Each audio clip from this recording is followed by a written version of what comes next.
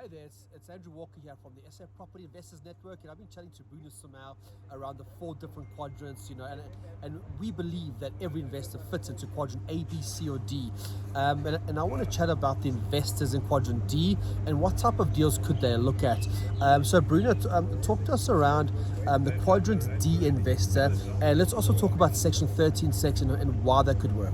Sure. So a quadrant D investor typically has great affordability. So this is either they've got cash at hand, or if they go to the bank, the banks are willing to finance them. That means that they can acquire properties relatively easily, but their downside is that they do not have a lot of time.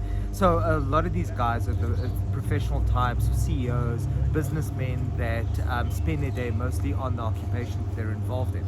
So what do we do from here? We try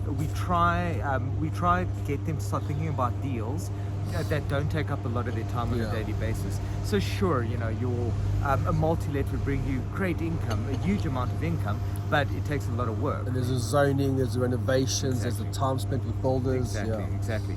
So where we started looking for deals for these type of investors is by using section 13.6.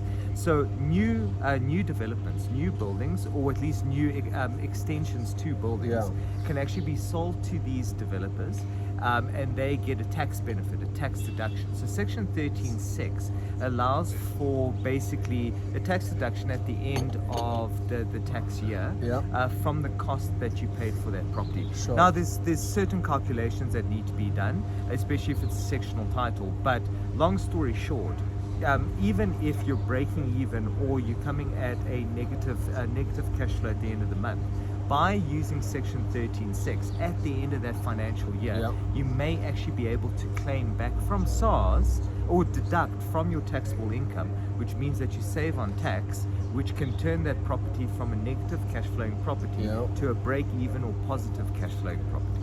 Absolutely. So if you are a quadrant D investor and you want to find out more about the tax element in the section 13.6, connect with Bruno and Shillibo at Intergen. Very simple. Go to the SAPIN website, sapropertynetwork.com, click on SAPIN Connect and look for Intergen to get tax advice.